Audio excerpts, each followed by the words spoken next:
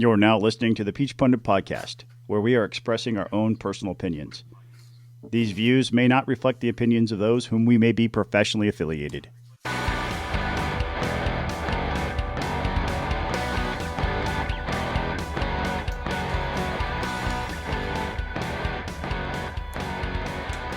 Hey folks, Jason Pye. Thanks for joining. I sucked at that. Jesus, I got completely distracted by something else. I was trying to get a piece of paper and a pen. Can you swear to God, Kelvin, it's not normally like this. Yeah, we're keeping this. No problem. We're going. This is the podcast start. This is the way it starts. We're real. Jason's goofed, and we're going to keep going. Okay, I goofed. Hey, folks, welcome back to another episode of the Peach Pundit Podcast. I am Jason Pye, joined as always by Scott Turner and Buzz Brockway. Yo. Hey, guys. Hi. Good evening. And you'll notice we have another special guest, U.S. Senate candidate Kelvin King. Kelvin, thanks for joining us tonight. Hey, thanks for having me, guys. Happy to be here. So you've been busy going around. You've been making the rounds around the Peach State, talking about your candidacy for the Republican nomination for the United States Senate. Obviously, it's no secret that I lobby at the federal level. I spend a lot of my time in Washington, D.C. working on a specific set of issues, but I pay attention to the dynamics on almost every issue that comes before the Senate. So, 50-50 Senate looks like it's going to be a close midterm election, at least on the Senate side for sure. Yeah. Tell us why you're running and what you hope to accomplish should you get elected. Well, I'm running because we need to win our seat back first. And secondly, my story is the story of the American dream. And I think the American dream is at risk right now. I mean, I was born to a 15-year-old mother, unfortunate circumstances, but they did see value in my life. My folks did marry. And unfortunately, my father started doing drugs. Domestic violence occurred in my home. He left, abandoned the family, and eventually was locked up. And, thank God for grandmothers. My grandmother, who worked at Robins Air Force Base for decades, decided to help us out with food and money. And we were able to stay in our home. I stayed in school. I was in the Gifted and Talented program, graduated high school with honors, got an appointment to the U.S. Air Force Academy. And my life changed after that. I served proudly as an Air Force officer, went into corporate America after my time in the Air Force, started my own construction company from scratch at my home. Now I own a building over near the Braves Stadium. And that is my version and my mother's story, too, of our American dreams. And right now, what we're seeing is, I believe, is a collapse of that American dream story in a lot of Americans' lives today. We see record inflation. We see global instability. We see racial issues that we hadn't seen in my whole lifetime. And, that American dream ideal or idea is at risk. And I know that I can help and make a difference. And I'm the unique candidate in this race. And I'm the best candidate to defeat Raphael Warnock, which is our best chance at stopping the direction of the Biden administration and getting us back on our feet and in a positive direction for our country. So when you talk about the American dream, your story sounds remarkably like mine. I had a teenage mom, dad split before I was a year old. Grandparents helped out. How important is it? Or let me ask you a different way. What role would a U.S. Senator play in helping to protect the family in today's in political environment where it seems like we're in this culture war where, family values are under attack, it seems, from different people's perspectives. What role would a U.S. Senator play in trying to protect that? Well, I think what's unique about this race and this particular seat, the Georgia seat, is that what I can do is I can help push effective policy, and at the same time, hopefully provide some inspiration and some encouragement in our citizens. And those two things are going to be critical to be an effective senator. And that's those things can affect the masses, all of the people of Georgia and all of the people across our country. And, my story of overcoming challenges and, achievement is what America's all about, regardless of your circumstances. So first, I have a shared experience with the majority of Americans in our country. And secondly, I have a example of how good old conservative Republican principles can help pull you out of those unfortunate circumstances. And only in America can you do this. And I want to make sure that freedom and opportunity and American exceptionalism, I call it the three tenets or the three-legged stool of the American dream. I want to make sure that those are in place and that we're proud of them. I'm proud of our freedoms. And freedom comes with a degree of risk. I think that's lost oftentimes when we do our messaging. Freedom doesn't mean safety all the time and security all the time. It means freedom. and when you're free, it comes with a degree of risk. You may fall, and you likely will fall. You may trip, you may hurt yourself, but I would rather have that type of risk in my life and be free than to live under a dictatorship or socialistic government and not be free at all. So, Kelvin, I'm really excited to hear you talking like this. I think that this is the kind of thing that Republicans need to be talking about all the time. We need to be talking about restoring that American dream. So maybe what are a couple issues that you're running on, specific policy things that you want to advocate for should you get to the Senate that maybe help restore that American dream that you're talking about? Yeah. Sure. I mean, I'm going to just hit my policy positions. Really, I'm focused on three things, and they are three things that could help create that environment for the American dream to manifest in each and every one of our lives. It's creating a strong economy. Obviously, the old saying is the economy stupid. Well, right now we're in record inflation. So the economy is on the top of mind of every American at this point because it's hitting us in our pocketbook and our wallets. Yeah. So creating a strong economy means we've got to stop this crazy spending. These spending bills that we've seen over the last couple of years are out of control. Over 40%, almost 40% of every dollar in circulation was printed in the last 12 months. Wow. Every family in our country right now is faced with $433 more per month of cost just to maintain the same standard of living that they had last year. That means $5,200 a year we've got to either find or cut just to make sure that we're living the same way we lived a year ago. That is insane. And it's basically because of government policy and regulation and influence in our lives. It's not necessarily COVID. It's the government's response to COVID. So regulation is stifling to our small businesses. We learned that in our tour across the state of Georgia. We actually campaigned in every county in the state of Georgia. No other candidate has done that.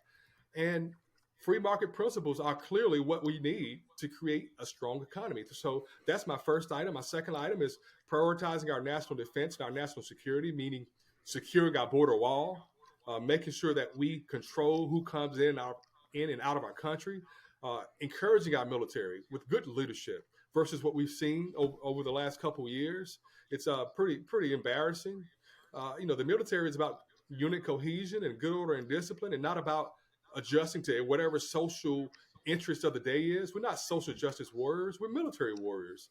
And supporting our military veterans at the same time, because it definitely is a recruitment issue. And my last item is prioritizing or protecting our constitutional rights, which are definitely under attack. You see Elon Musk stepping up to help maintain our freedom on one of our social media platforms. Yeah. But we all know that it's just the conservative voice that's being muted right now. The Democrats control the culture war. They've won it, and they control what we are able to share. And that's not freedom. And I will fight for our freedom of speech and our Second Amendment. So those are my three priorities, and that's what can create the environment for our American dream to manifest. Kelvin, I'm a little exhausted by the culture wars, and as far I'm the resident libertarian on the podcast. So okay. We love libertarians too. Can I get that in writing? Can I get that in writing? Yeah, because I don't know that I believe you. No, I mean, but I am the resident libertarian. I am very socially progressive while believing in free markets and capitalism, and that's not at all what I want to ask you about. So I do want to. You talked about spending. You talked about spending and regulation. I want to focus a little bit on the spending side, because this is something. I spent 6.5 years at FreedomWorks, which is a very well known conservative group, and I was the chief lobbyist at FreedomWorks. My actual title was vice president of legislative affairs, and I used to have to do these candidate interviews, and I would bring these candidates in and talk to them, and I'd have a little pie chart with all. The four different parts of federal spending. And I'm like, okay, so this 15% here is defense discretionary spending. This 15% here is non-defense discretionary spending. This big chunk, the chunk that's in red, about 2/3 of this is mandatory spending, Right. and then the rest is interest on the national debt. Right. A lot, obviously 2020, 2021, and to some degree 2022 is a little skewed. 2020 and 2021 are very skewed considering all the government response to COVID. You had about $6 trillion spent in response to COVID. But federal debt and deficits were out of control before that. And it's not, it's discretionary spending has a lot to do with that, but mandatory spending is a big part of that. I'm not asking for a long-winded policy breakdown of how you're going to get federal spending under control. But I am curious, since you acknowledge the problem, I'm curious to see kind of who would you try to work with, or how would you try to tackle those issues should you get elected to the United States? Let me start with my mindset and how I approach that answer. My background in the military was contracting. I was in procurement, so government spending was what I did for my military career. So that gives me a background unlike any other candidate in my race in terms of understanding fiscal responsibility and fiscal management. But what we're in right now is a massive debt situation. We're in a massive spending situation. So what I've been saying along the campaign trail is we've got to do a few things, and we have to do them all simultaneously. First, we've got to stop spending. We've got to, whenever you find yourself in a hole, you have to stop digging. We have to stop printing money, which is devaluing our currency. And we've got to figure out which government agencies we can cut, and which departments we can cut, and which areas we can cut.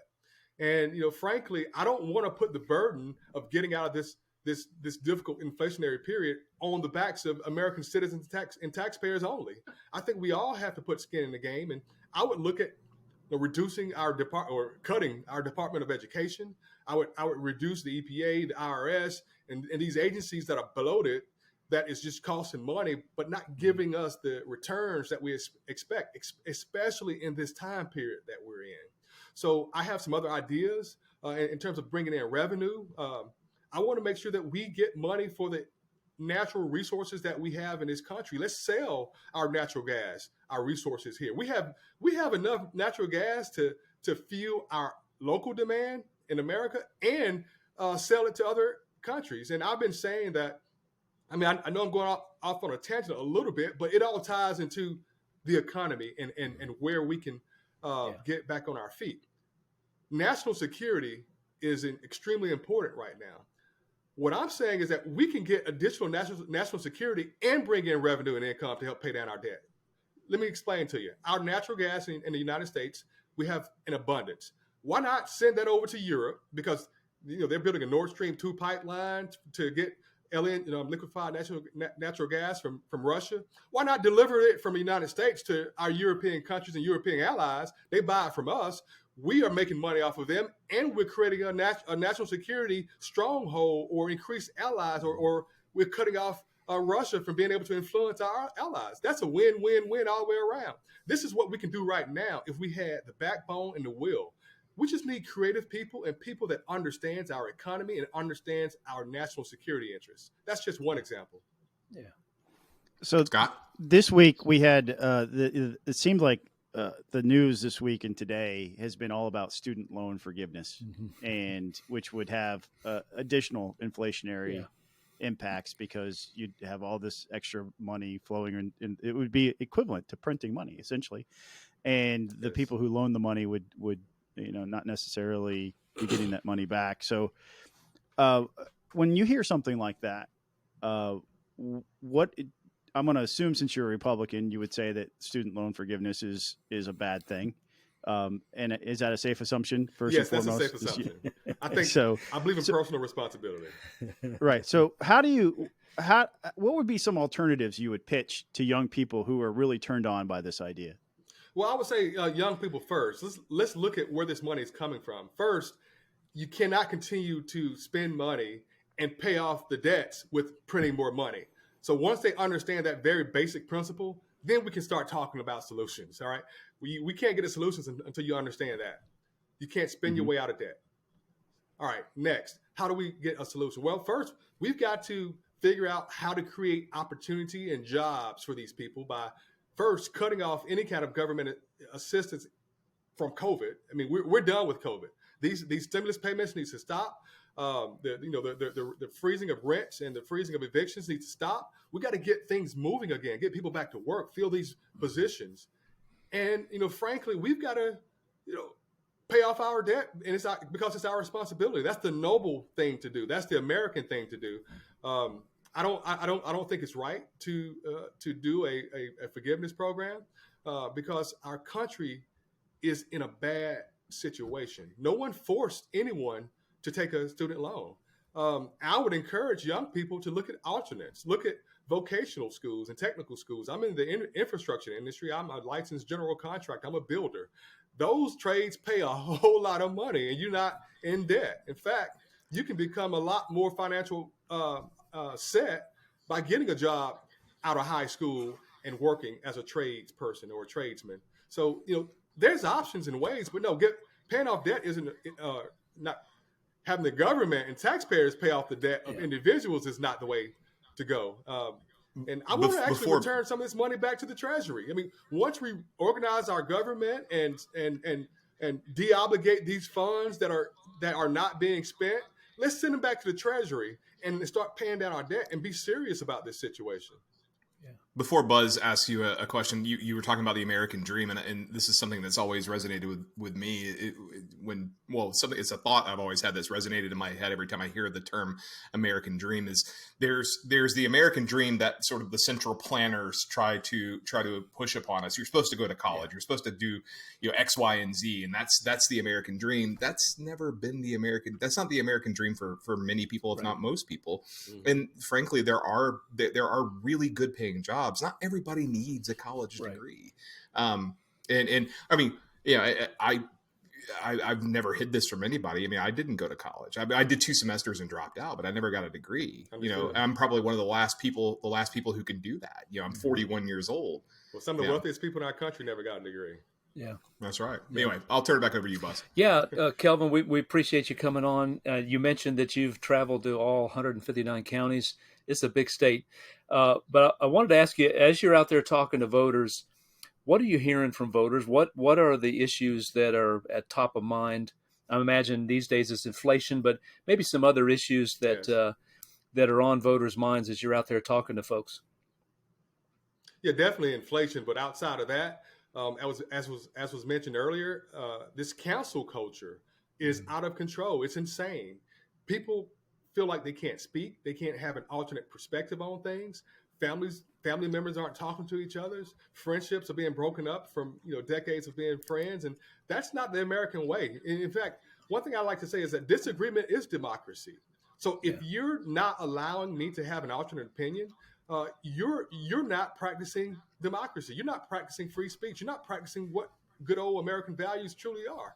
And when our small businesses, because I met with thousands of people, but I also met with hundreds of small businesses.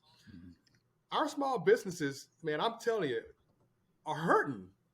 Like people act as if these policy changes and adjustments or lack of clarity, the political games that are playing, they act like that it's not impacting our business environment. Mm-hmm. It truly is. Businesses have failed. I have a friend that lost his restaurant because of this COVID situation. When the government is paying people not to work, that is a recipe for disaster. Let's get people back to work and open up our economy. I'm so thankful that we opened up early here in Georgia. That was one of the best things that our legislature and Governor Kemp did. And also the supply chain disruptions, which is an outcome of bad policy surrounding COVID. Because when you pay people to stay home, you don't have the drivers and you don't have the warehouse workers, you don't have the dock workers. And now orders are being canceled. And now when you open up the economy, we want to get these orders back made in place. And you can't get the equipment or the items or the materials. I mean, it's all supply chain. My background is supply chain. I'm in procurement. So I never would have voted for the infrastructure bill the way it was written, nor would I have voted for the rescue plan that was passed last spring, because I knew that this would only exacerbate the problem that we were trying to get out of. Yeah. We won't keep you too much longer, but I've got unless you want to get into a very robust discussion about criminal justice reform, which I am happy to do with you, Kelvin. That is what pays the bills in the Pie household. Okay. If you don't want to talk about that, I will ask you, what committee assignments would you hope to get if you were elected? Sure. I mean, Georgia is known for ag. It's our number one industry. 1 in 7 people are working in an industry related to ag. So I clearly want to be on our agriculture committee. But there's some other committees that I really would like to be on. For instance, my background in small business, I would love to be on the small business committee. I would love to be on the veteran affairs committee as a former Air Force officer.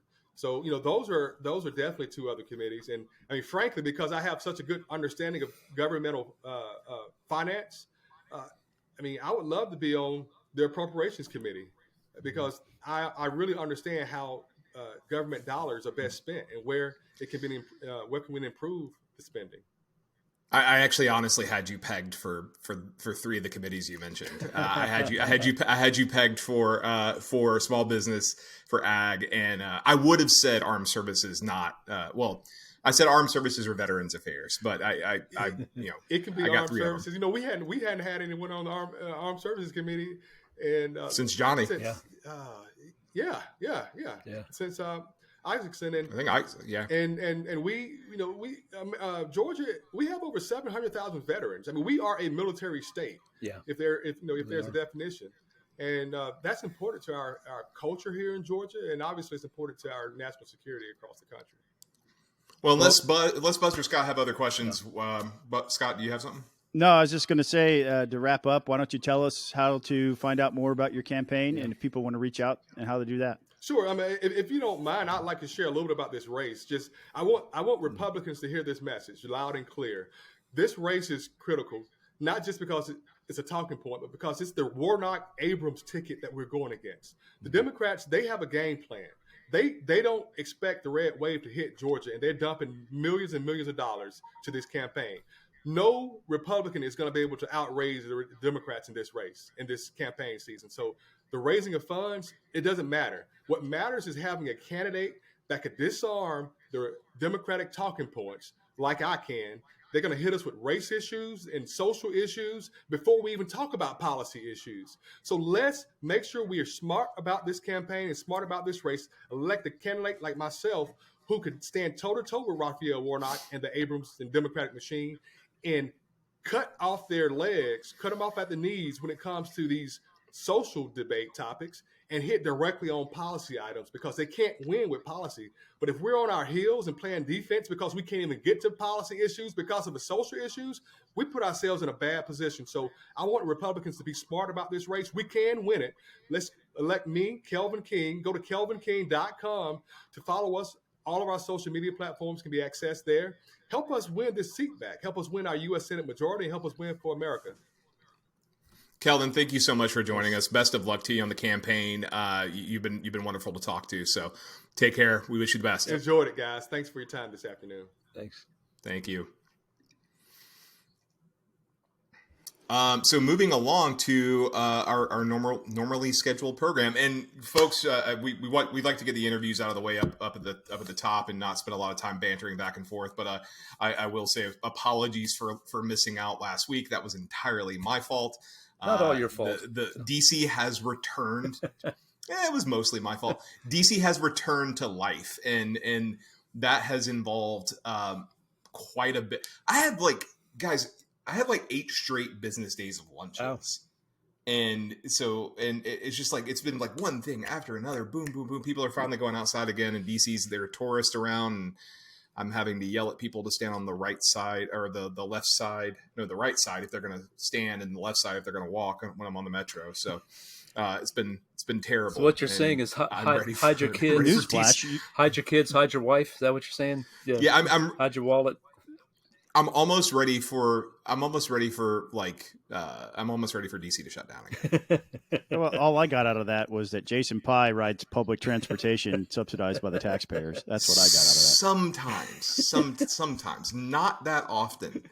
Like it's because like it costs. Okay, first of all, Scott, It costs $19 a day to park in my building. So I drive to the office, but if I have to leave for a meeting that's across town, I am not going to run the risk of paying $38 because it's like you don't get in and out privileges. You pay and you stay there for 3 or 4 hours. It's going to cost $19. So communists. You need diplomatic immunity so you can park wherever you want and never pay a parking ticket, right? That's what you need. David Perdue. I didn't watch the debate, but oh my God, everyone was talking about it on social media last week. And you didn't watch? Wow. I didn't watch. I did, so you don't have to. I watched some. He did not do well. And I saw the video of the back and forths between he and Governor Kemp, and it was pretty epic. And I still don't know why he's running for governor.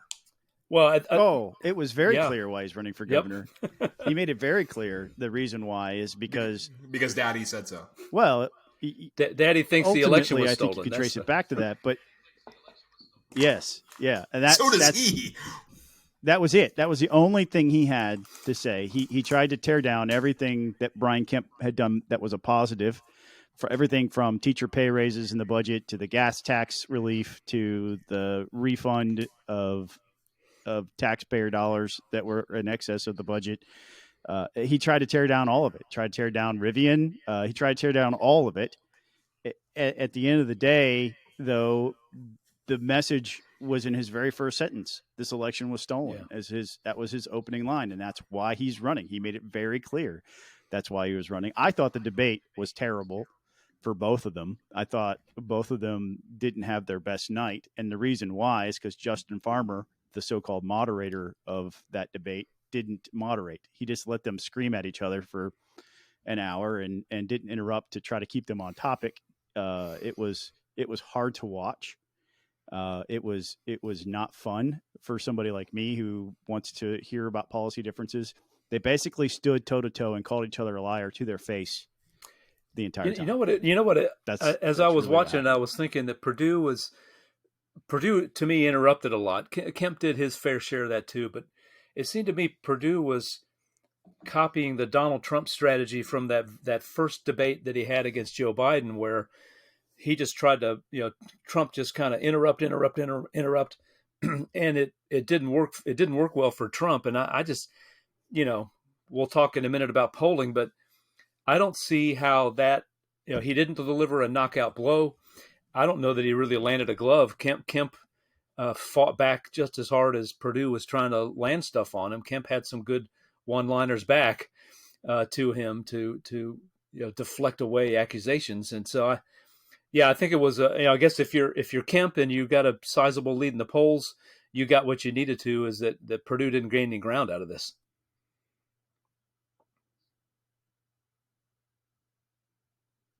So I was trying to find something on Twitter, or not Twitter, on the House website that I always thought it was very profound, this vote that happened. I was actually talking to a House Chief of Staff last week.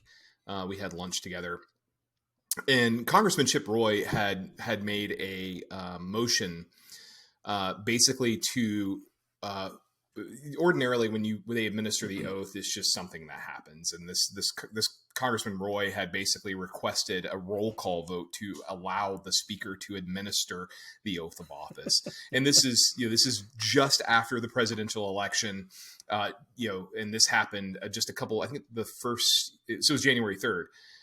So this is roll call vote number 3 on January 3rd, 2021. And this authorized the speaker to administer the oath of office. And the point was very clear. If you believe that voter fraud took place, you would vote against seating yourself, basically. And every single member of the House of Representatives, except for 2, voted for it. Who were the 2? I have to pull them up real fast because I just got to the vote, but I'm pulling it up right now. Morgan Griffith and Andy Harris. So Congressman Morgan Griffith from Virginia and Andy Harris of Maryland were the two Republicans who voted against it. Okay, so Marjorie Taylor Greene voted for it. Yes. So she didn't think there was any voter fraud in her election. Well, we will get to her. Okay. We're definitely going to get to her. We're going to get to her. But if you want to know, hold on, the Georgia delegation, and I understand David Perdue was a senator, and this is not subject to him. But only one member of the Georgia delegation did not vote at all, and that was Lucy McBath. Every single member of the Georgia delegation voted yes on that question, including Andrew Clyde, including Marjorie Taylor Greene, including Jody Hice. Yeah, there was only fraud. There was only fraud Yeah. in Donald Trump's race, and now apparently we're learning that there was only fraud in David Perdue's race. So every other race was clean as a whistle because that Republicans won. Now any race that a Democrat won was fraudulent, but any race that a Republican won was clean. So it blows my mind that and look, I realize no one takes him seriously as a candidate at this point. I'm not even sure he does. And it was very clear when Donald Trump came to Georgia that he was, he made those comments that suggesting that he expected Perdue to lose. But it's just, I don't even know why. I know we've criticized Herschel Walker for not attending debates, but there's a difference between someone like Herschel Walker who won't debate because he's a first-time candidate, he's never appeared on the ballot before, and someone like Brian Kemp who I understand he hasn't frequently hit the magic number of 50%, but someone like him who is running against why even invite David Perdue to the debates? And I understand why they're doing it. It's just like he's not running for any real purpose. He's running because Daddy said so. Well, I think he would disagree with that, and if I were to play devil's advocate, there are a lot of people who feel the way that he does about the election, whether or not they've come by that honestly or if they've been misled, they still feel that way. And so he is representing them in this primary. But as we'll talk about in the polling, it's not nearly the majority of Republicans. Yeah. Well, let's get to the poll. Buzz, go ahead. I was just agreeing with Scott. So. Well, let's get to the polling because we've had new polls since the month of April began, and we're starting to see Governor Kemp largely begin to separate himself from David Perdue. Earlier this month you had the Hill and Emerson poll that had Kemp at 43, Perdue at 32, so that's an 11-point advantage for Kemp. You had the Channel 46 and Landmark Communications poll that had Kemp at 52 and Perdue at 28. So that's a 24-point advantage for Kemp. And then you had the Atlanta Journal-Constitution poll that came out just yesterday, right? Yeah. And it has Kemp at 53% and Perdue at 27%. That's advantage 26 for Brian Kemp. So he's starting to hit that consistently I shouldn't say consistently, but he's starting to hit that 50% number with some regularity in polling. In fact, 3 out of the last 4 polls that have come out in the race show him at 50% or higher. Yeah, and it's not like the Perdue camp isn't trying. There's a PAC that's pumping another $2 million into the race on behalf of David Perdue. He already gotten $500,000 from the Trump PAC, so they're trying. But the money is not flowing freely to the Perdue campaign because there just seems to be no traction. This poll started, I believe, before the debate and ended after it, so it's not completely evidentiary of the result of the debate, but I'd have to say it probably played a little bit into it. And we also heard from Eric Erickson via Twitter today, who said that he knows 2 other polling organizations that have internal numbers that have Kemp above 53 and 54. So, and Bluestein responded to Erickson saying, "Same here. That's what they're seeing at the AJC." Yeah. So the numbers are trending in the right direction for Kemp, and they're trending in the wrong direction to David Perdue, which leads me to say what I've been saying on Twitter for a very long time now, which is the best time for David Perdue to have dropped out and endorsed Brian Kemp was months ago, and the second best time is now. There is no There is no path to victory for David Perdue. If Kemp continues to poll above 50%, he might as well just pack it in and call for party unity early and get this over with, so we can be united heading into a primary or into a general election rather with Stacey Abrams. You got 27 Buzz, days. you got something to add? Yeah, well, I think, Scott, you mentioned the money that's pouring in on Purdue's behalf, and the problem, I think, is the ads that we've seen from those outfits are the same as the ads that we've seen from the Perdue campaign from the beginning, which is all about the stolen election and Brian Kemp let us down, yada yada yada. Right. And it's not going to move the needle. That's baked into the cake. The folks that the low 20s that you're seeing, or the mid 20s that you're seeing support for Perdue, that's the hardcore folks who are saying, I'm not going to vote for. I believe the election was stolen. I'm not going to vote for Brian Kemp. And what's Perdue going to do? And how is he going to attract other voters? His ads aren't doing that. The ads from these outside groups aren't trying to do that. And he sure wasn't trying to do it in that debate the other day. So, yeah, I mean, the trend lines are as you guys mentioned, the trend lines are trending toward Brian Kemp winning this thing without a runoff, which would be pretty remarkable, honestly, given what people thought this race would be like going in. I mean, the David Perdue message is it's one track. There is no vision for the state. There is no vision for how he would do things differently, other than to tear down everything that's really working. The evidence is on Kemp's side. The policies that he's put forth are working.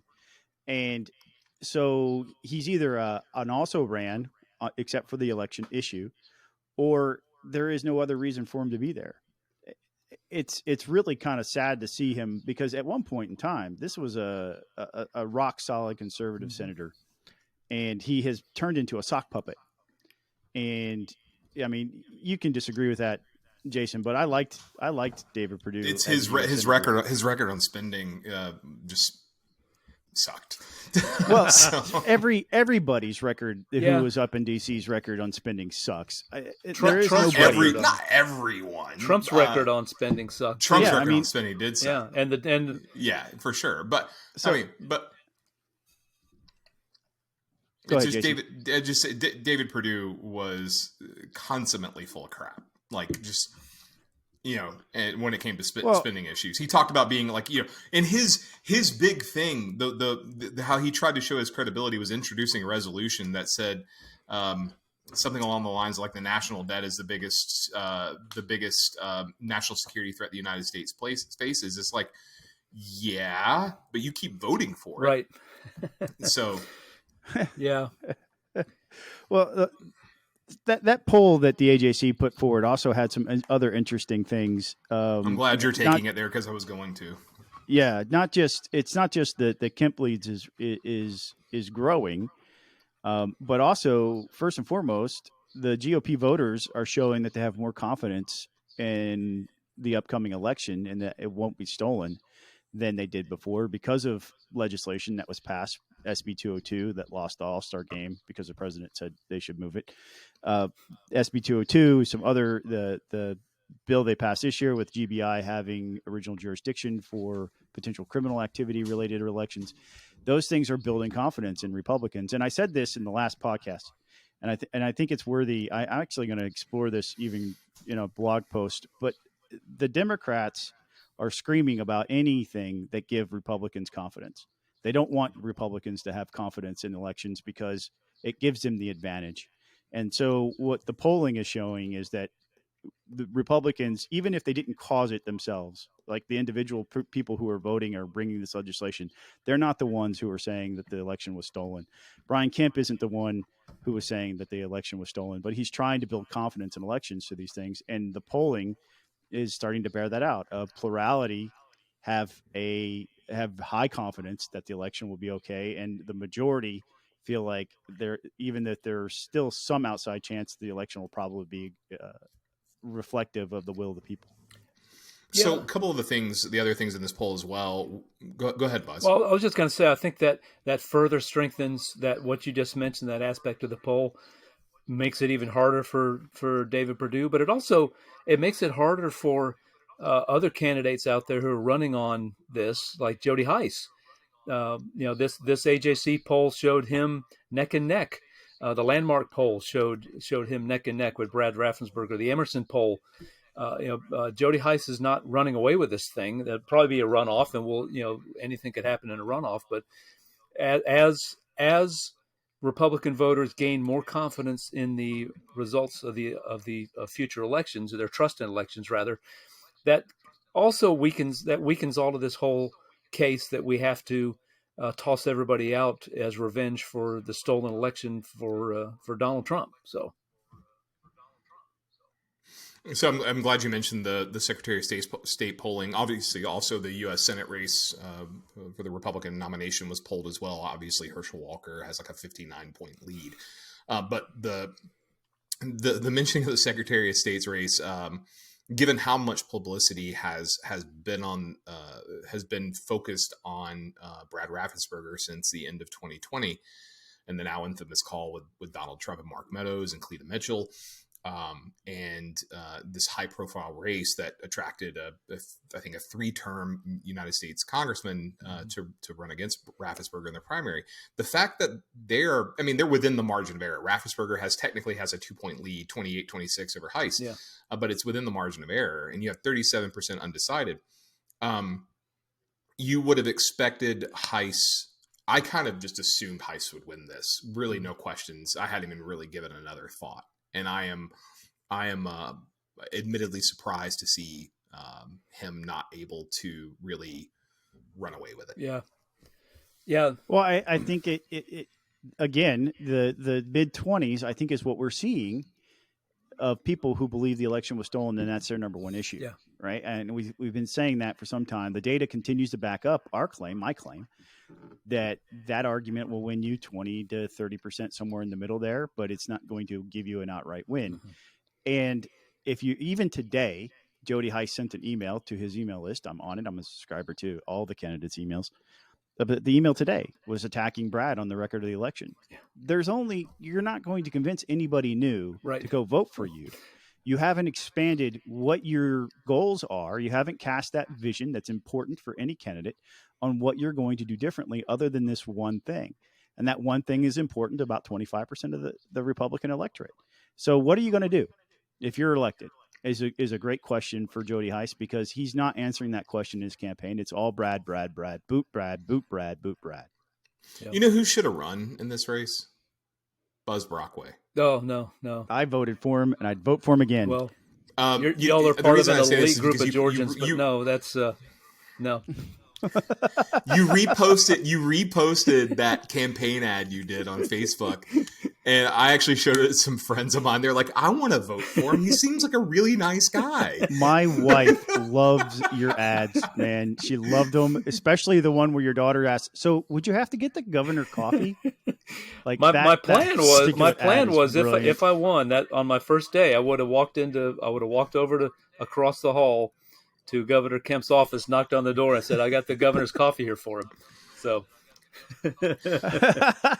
I keep telling the people I've shared it with, I'm like, he's actually really like this nice of a guy in person. And I was like, and I've known Buzz for 15, 16 years. And I was like, I don't think I've ever actually seen Buzz upset about something. Like, I've never seen him mad. I get peeved. He does. I've seen him peeved, but never angry. Oh my gosh! So before going to some state legislative stuff real fast before we go back into some of our more national topics. So Governor Kemp has signed the tax rate cut down in Houston County. Yeah. Which is notable considering that it's David Perdue and Sonny Perdue's home county. Yes. And correct me if I'm wrong, guys, but I recall when I was reading the Atlanta Journal-Constitution today, of which I am a proud subscriber, I think I read that Sonny Perdue was there. He was at the Jack Links thing. Okay. Oh, okay. Yeah, we'll talk about that in a minute. But yeah. Okay.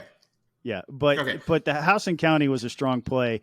You know, the media has made a big deal out of it. The reality is that the Ways and Means Chairman Shaw Blackman, it's from who Houston, has shepherded this, is from Houston County. So they went down and for him to have the big political win, and everybody was there. Just a happy coincidence. But it is noticeable. It's a happy coincidence. Yes, happy coincidence. I believe the real reason was because Chairman Blackman lives down there and represents that area. But it is a very nice coincidence that the home county of David Perdue was hosting what is one of the most signature pieces of legislation, which is cutting the income tax rate, making it flat, and making it 4.99%, which it was 6% when I came on board. So over a point reduction in the rate, which will lead to additional economic opportunities for Georgians. Buzz, pre-pandemic, I think there were months where Georgia was barely getting by with barely percent increases year over year, and since the pandemic has subsided, and Georgia largely remained open during the pandemic anyway, but the brief economic disruptions, of course, it impacted every state, and we're seeing this across the country. A lot of states are flush with revenue, but Georgia seems to have really benefited, from its quote unquote reopening. Yeah, that's true. And I think you had to kind of discount some of those early months of 2021 because you were comparing it year over year to a time when the economy was greatly restricted.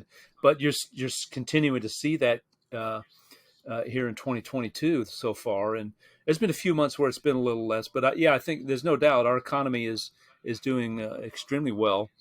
I guess we'll see how it goes. Inflation is hitting us too, but they did point out, I did see some numbers that we do have among maybe the lowest average gas price in the country, which helps us a lot. And that, obviously delaying that. It is the lowest. Yeah. So that helps us. That helps our people. We're not hit as hard on that.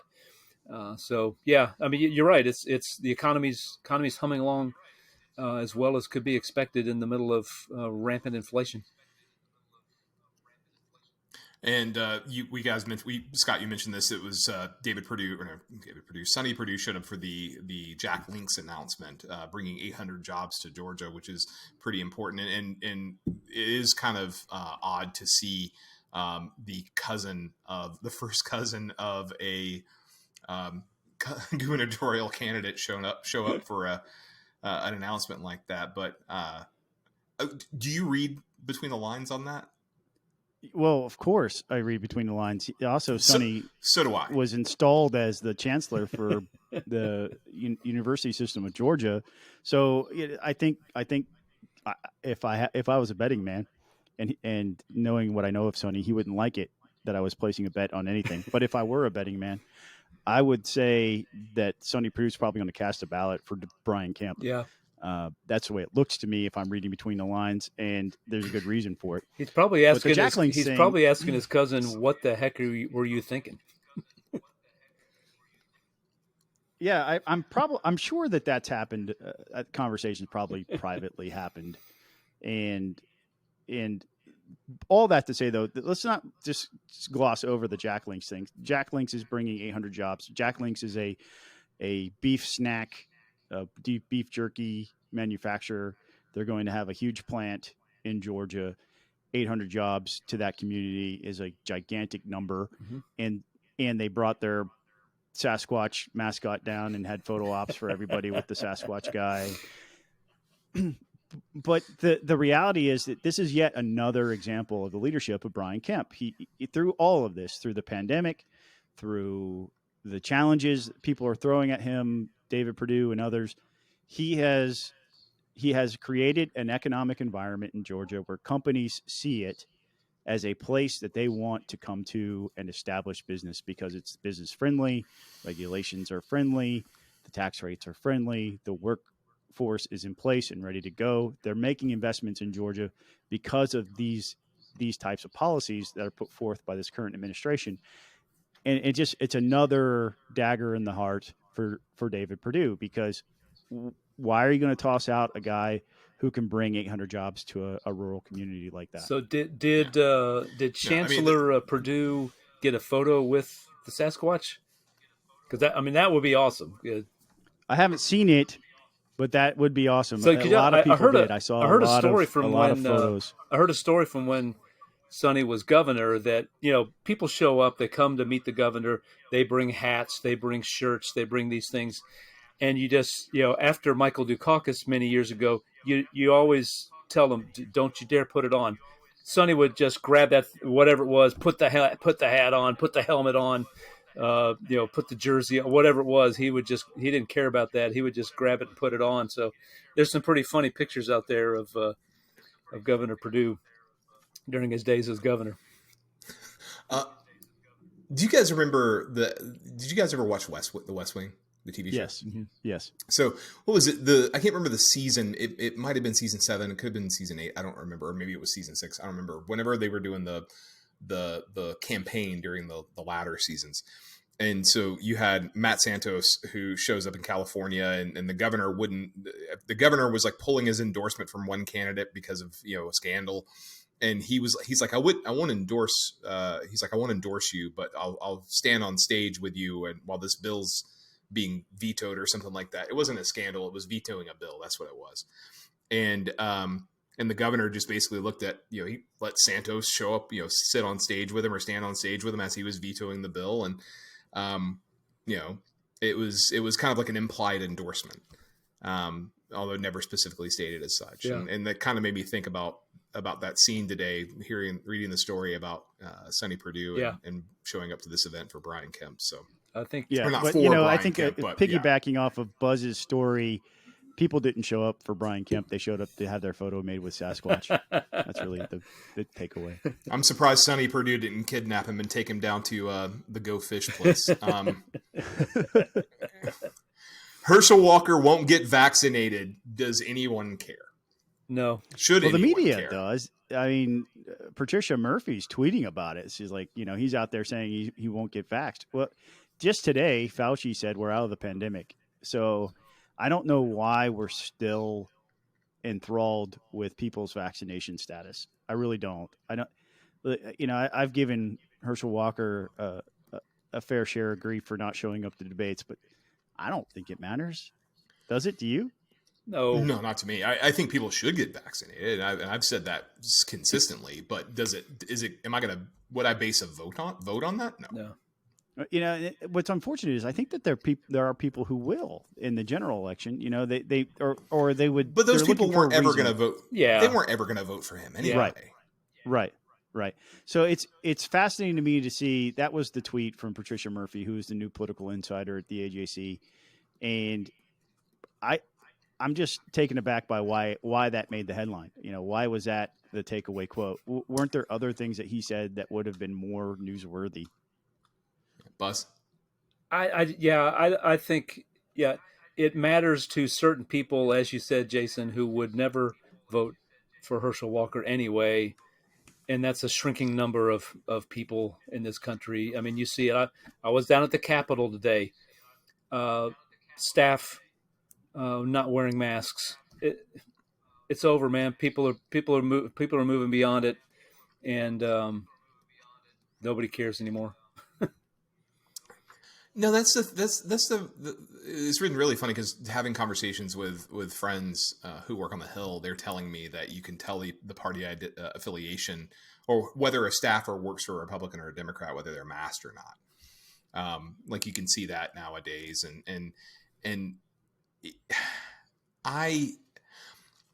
I'm a huge Greg Bluestein fan, have been for years, and I remember the days of Aaron Scheinen and Tamar Hollerman's a friend, but the main folks over at the AJC, like on the political side of things, I read the room. Yeah, exactly. Nobody cares. Yeah. And I miss Jim Galloway's snarky, curmudgeon approach to politics. And now we're surrounded by people who take themselves too seriously. That's just me. Oh, I think Jim Galloway took himself pretty darn seriously. No, I'm not saying Galloway didn't, but Galloway had a lovable quality to him. Right. I always liked Jim. Yes. He had that old school cynical. And he was always around. Yeah.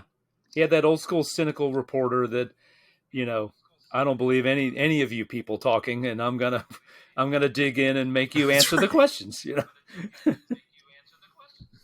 Yeah, and I appreciate that.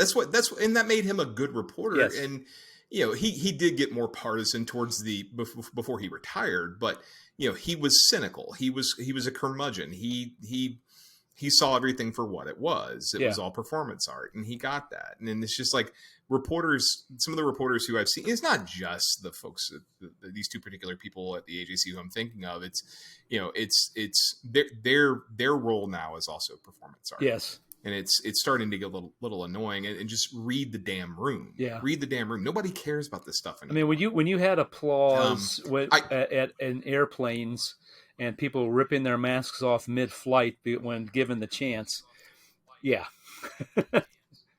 read the room. It's over. I mean, and even in DC, one of the most liberal, progressive, whatever you can call it, places in the country. I don't see many people wearing masks anymore. Yeah, they still do, and more than I see in other places, but not as many as they did, 3 months ago.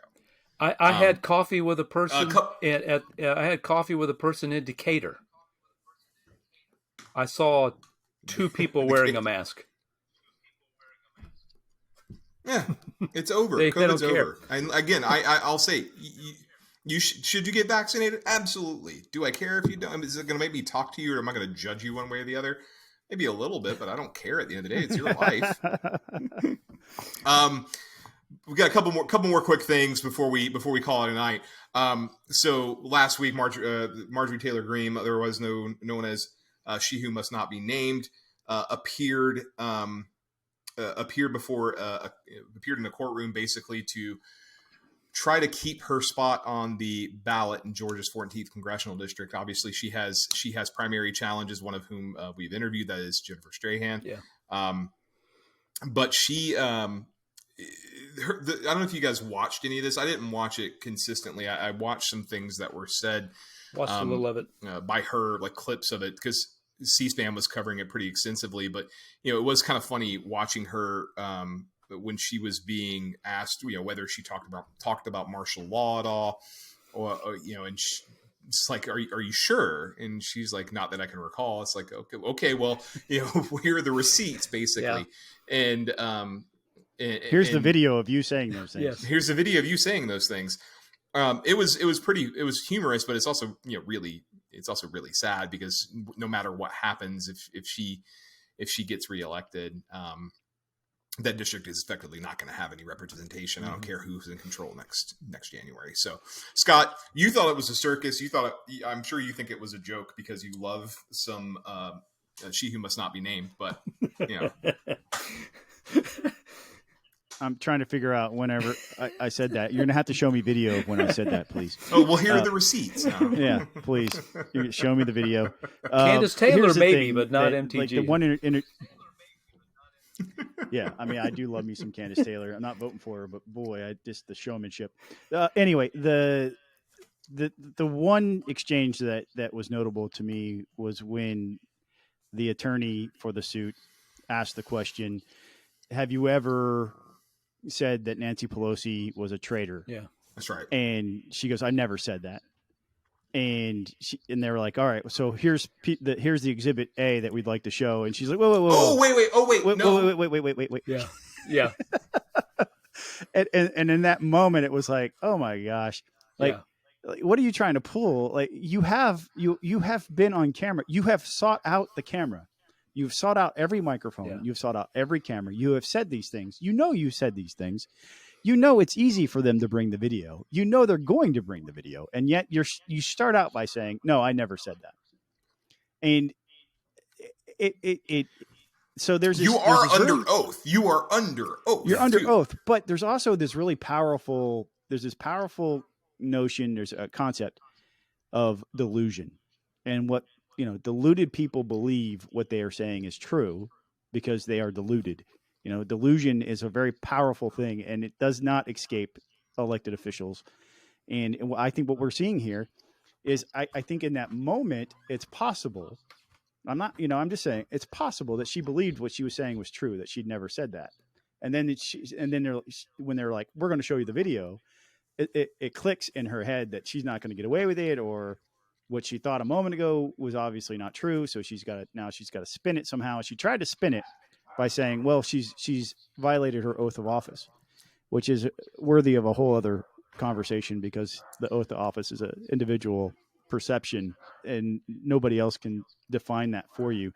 But really, I want to talk a little bit about why the lawsuit is happening and whether or not it's something that's appropriate. Yeah, the lawsuit. It's a joke. I mean, honestly. I was the lawsuit basically deals with a specific clause of the 14th Amendment that talks about, working in rebellion or insurrection against the United States. The people who are bringing the suit, which I was just this suit's been brought to against a number of people, right? Am I correct in saying that this is the only one I know that has gone to this point where you actually had a hearing? There was one against Madison Cawthorn was tossed out. That's right. There's one against Madison Cawthorn that was tossed out. As far as, to my knowledge, yeah. I mean, you may very well be right, but so I was going to say that this is similar to a suit that's been brought against Madison Cawthorn, and this is more of an administrative hearing. Yeah. And this is akin to a deposition or cross-examination, and I have my own opinion on this, just about the specifics of the 14th Amendment. Was she engaged in insurrection or rebellion against the United States? I don't think that's do I think she was wrong? Absolutely. Right. Is she wrong about the election? And absolutely, she's wrong, yeah. and she's I think she's I don't think she's a good person. That's my personal opinion. Yeah. And she palled around us. But do I think she? Yeah, and I think that part of what was proved was that people who were actively organizing that Stop the Steal rally on January 6th were her pals, and were politically aligned with her. Yeah, she was engaged in the planning. Yes, that's different than saying she's trying to overthrow the government, right? Right. She was definitely engaged in the planning of the rally. There's text messages and other evidence that point to her involvement in that. But here's the thing. I think before you can take away somebody's rights, you have to put them on some sort of criminal trial. And this is not a criminal trial, right? This is a civil suit.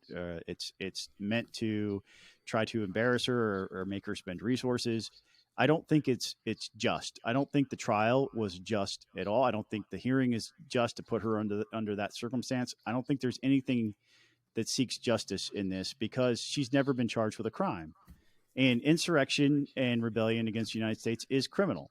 And so if you're going to actually take the step to remove her from the ballot, she has to have been found guilty of something before you can remove her right to run for office. Yeah. And that has not happened. And until that happens, there should not be any type of hearing like this. Well, and remember who allowed this to go forward was Judge Amy Totenberg, one of the most liberal, maybe the most liberal federal judge in Georgia for sure. So she absolutely. But let me ask you a question, Scott. And I understand that I tend to agree with you. Okay. So, but I'm playing devil's advocate here. Go ahead. Who sets the qualifications for a member of Congress? Well, I think the Constitution sets that out, right? I mean, you have to be of a certain age. You have to be a citizen for a certain amount of time.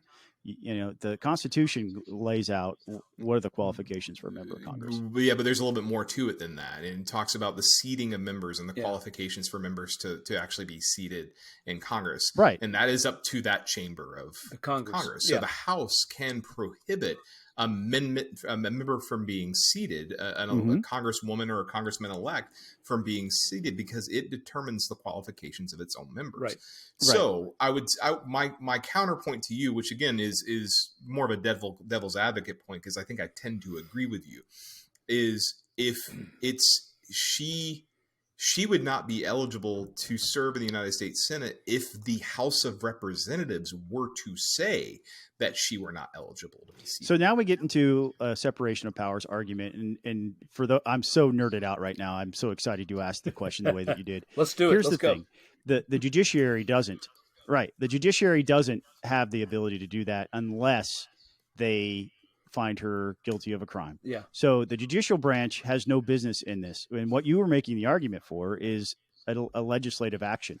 And the court cannot. I wanted to cannot do a tell. civics lesson right now more than anything else. Well, the court has no authority to tell the legislature how to enforce those rules that they create themselves. It's a political question, right? That's right. And so, therefore, I stand by my initial stance, which is that it's wrong to bring her into a courtroom because they have no authority to do what they're doing. And it's just a dog and pony show meant to make her spend time and resources. I mean, it's not well spent time or resources. These sorts of hearings happen pretty much every election cycle, but they're normally about does the person live in the state house or state senate district that they say they do? Are they other as you mentioned, Scott? There are certain requirements to be eligible for the ballot, and and somebody challenges and says candidate X does not meet those, and the administrative law judge, gathers the facts and makes a recommendation to the Secretary of State, which is what will happen here. This judge will make a recommendation to Brad Raffensperger. And Raffensperger, who is in the middle of a primary himself, and probably, even if he wanted to, can't do this for political purposes. Right.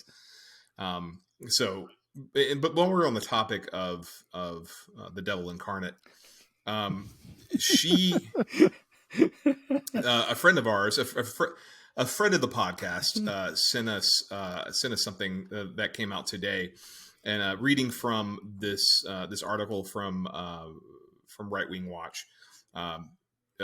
Marjorie Taylor Greene recently sat down for an interview with a far-right Catholic activist of church militant, where she declared that Christian organizations that are working to resettle undocumented immigrants and refugees in the United States are under the control of Satan. Okay. And hold on, quoting her here. Get the duct tape out, wrap it around my head. I thought we had a separation of church and I thought we had a separation of church and state. Green sighed after Voris complained about Catholic Relief Services and other Christian organizations receiving federal funds to assist in resettlement efforts. What it is Satan controlling the church, Green declared. The church is not doing its job, and it's not adhering to the teachings of Christ, and it's not adhering to what the Word of God says we're supposed to do and how we're supposed to live. We're supposed to love one another, but their definition of what love one another means, it means destroying our laws. It means completely perverting what the Constitution says. It means taking unreal advantage of the American taxpayer. It means pushing a globalist policy on the American people and forcing America to become something we're not supposed to be. So before we dig into this, has she actually read the Bible? I'm curious. Has she actually read the Bible? All right. So before we get into that, to the substance of her comments, what you just read, Jason, says resettlement efforts. So am I correct? Are you guys hearing what I'm hearing, that we're talking about refugees here? Well, she grouped, or we're talking about illegal refugees immigrants and. So she mentioned both. She mentioned both. Okay. She said the efforts to resettle refugees and illegal immigrants. So then that's when I put my hands in the air. If you were watching instead of listening, I threw my hands in the air, and Jason told me to be quiet for a second, because those are two separate categories of people. And so let's not confuse or conflate the two. They're completely separate. Refugees don't want to necessarily, they don't set out saying, you know what, I think I'm going to go apply for refugee status and be American, go to America because everything's fine here where I live currently. That's not how that works, right? If they're in a normal, non-persecuted stance, they're not refugees. If they're not coming from a war-torn country, they're not refugees. If they're not being targeted for their ethnicity, their political beliefs, or their religious beliefs, they're not refugees. These people are coming here not because they want to, because they have no other place to go. Yeah. And that's a different category of human being. And yes, their lives are literally in danger. We can love on them by welcoming them. Yeah, their lives are in danger because their government could kill them, or people could kill them for just being who they are. And so they apply for these refugee status, and they come here looking for a better life, which is what the American dream offers to all of us. And it's a different category of human being. It's just not, you cannot group illegal immigrants in with refugees. But all right, so let's stop right there. I also that to me, her saying that helping those people is Satan's work. We'll address the other category in a minute. That is one of the most cruel things that I think I've heard a politician say, that we should not help refugees. To me, that's one of the, I was on the Appropriations Committee in the House of Representatives, State House of Representatives, on a subcommittee that we were the ones who received the money and dispersed it to these groups that are helping refugees here in the state of Georgia. I heard from these people who think like Marjorie Taylor Greene all the time, and I said, if America, to me, if the United States of America turns its back on refugees, then that's we've lost our soul, and we may have lost our soul already. But that's, to me, that's a sign that we're the shining city on the hill, where we've got the Statue of Liberty holding her holding the torch of liberty, and if we're not willing to welcome refugees in and assist them, then we're not America anymore. And yes, absolutely, that is the Christian thing to do, to help these people. All right, now let's talk about illegal immigrants. So go ahead. Well, no. So I'm even going to talk about. I mean, I do have a personal story. It's not my personal story, but it's a personal story of a loved one who several years ago, right after Georgia passed HB 87, had taken a family of illegal immigrants under her wing, and they didn't have a driver's license or anything like that. So they were driving this person or this family around, essentially letting them get to doctor's appointments until they could get some sort of permanent status or even temporary status, just trying to get them recognized legally. And, this person lived in daily fear when she had the family of being pulled over at the wrong time, when she had the family with her, and they were Mexican. I think they were Mexican. But wonderful family. I had the opportunity to meet them, and they're just great people. And the girl was as American as you or me. Loved pop music and loved to. She sang and sit there and listen to her singing on and sang it in English. But this person lived in fear of being pulled over, and the reason she did it. This is a God-fearing woman, and the reason she did it is because she felt like the Holy Spirit had told her to help out this family because they were a family in need. And so when I hear, like, I do wonder, does she know that Jesus Christ was an Arab? Like, does she know that? Well, like, I don't want to go there. Really, I don't think it's. I think it's good. I think it's entirely. It's entirely it's relevant. Not because. Yes, it is. No, yes, it it's is. not, because he was Jewish first and foremost. Let's talk. I mean, that's what people forget about Jesus, is that he was Jewish. That's true. Newsflash. But the reality is that you can't group the two. And if you want to look, if you want to take a hard line, on immigration, you have that right? And there's all kinds of positive benefit, I think, for national security, to make sure that our border is secure. We've heard Latham Sadler talk about that on this podcast, about how we have technology that can help us with that. Kelvin King mentioned it. Sure. The bottom line is Kelvin King mentioned it. You can take a hard line without sounding like Satan is in control of the whole thing. I mean, it doesn't add anything. And here's the other thing too. Who are you to say that somebody who has been called to help others this way is being influenced by Satan? And let me tell you something, lady. I've heard you speak, and I'm not going to say that Satan's in control of you, but the evidence is sure there. and I think it's a little too far to go to say that Satan's pulling your strings, but I recognize bad things for when they're bad. This was an extraordinarily piss poor thing to say. Yeah. Look, it is because one is not breaking the law. Yes.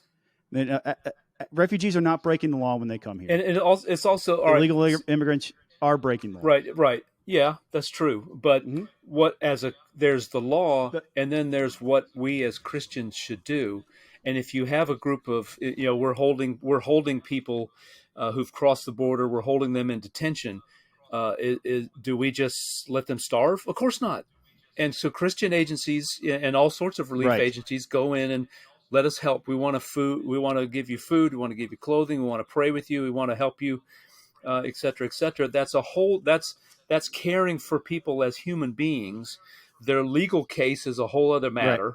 Their legal status or lack thereof in the United States of America is a whole different matter.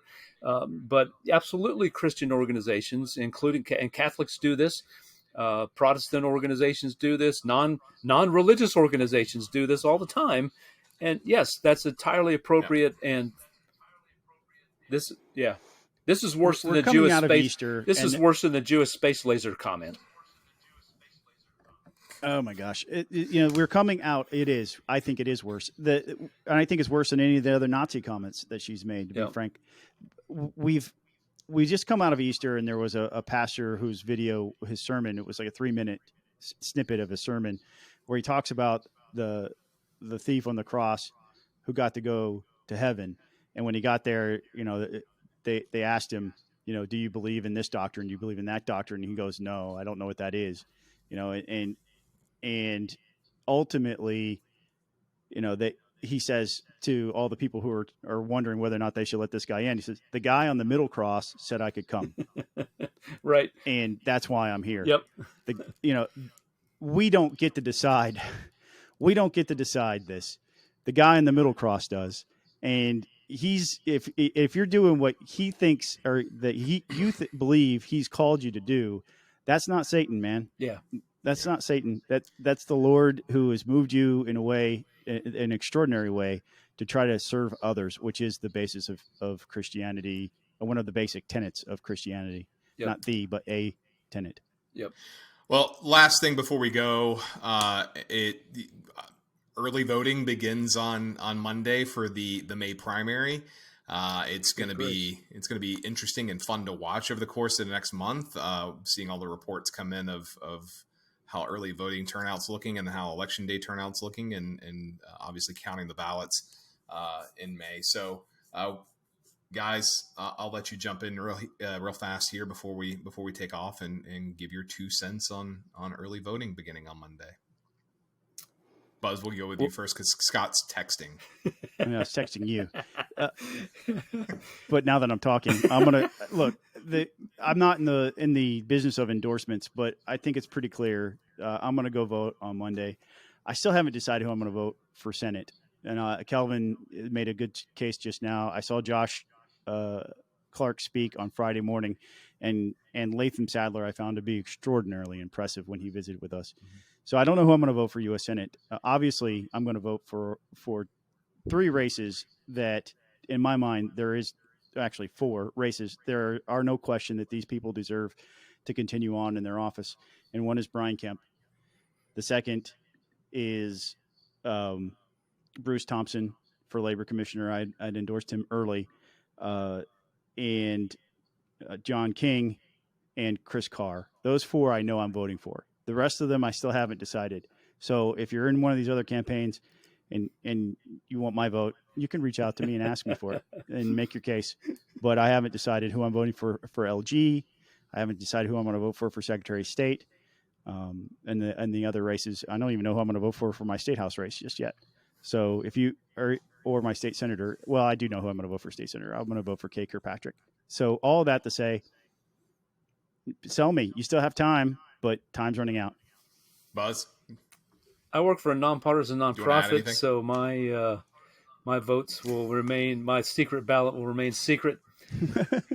But early voting, despite all the protestations, has become very popular, certainly around in my part of the world.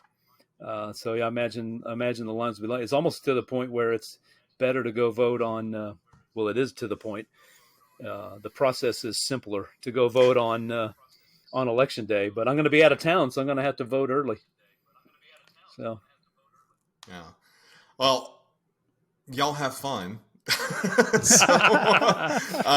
The Virginian. That's all the time we have this week, folks. The Virginia. No, I actually I forgot who I was talking to yesterday. where I said, you can tell Tamar Hollerman that she got it right. Former Georgian Jason Pye. I don't. You guys may not remember this. Several years ago, Tamar wrote a story, and it said former Georgian Jason Pye, and I was like, I still live in Atlanta, but I don't anymore, and I am a Virginian now. But I still follow Georgia politics like crazy, and anyway. With that, we're out of time. Thanks, folks, for watching. Want to make sure I give a shout out to our one and only Patreon currently. That is Sam Thomas. Sam, thank you so much for your patronage. We hope to have others join the ranks of the Peach Pundit podcast Patreon. So that's patreon.com/Peach Pundit, where you can go and become a Patreon for one of the 4 tiers. The basic tier, as Sam has joined, gets you a special shout out on the podcast. And if any other tier also gets you that as well, but it comes with other additional benefits. So make sure you check it out. Again, that's patreon.com/Peach Pundit. Make sure you check us out on Apple Podcasts and on Spotify and YouTube, and of course, peachpundit.com. Peace out. Take it easy. We'll see you potentially next week. Yep. So Later, guys.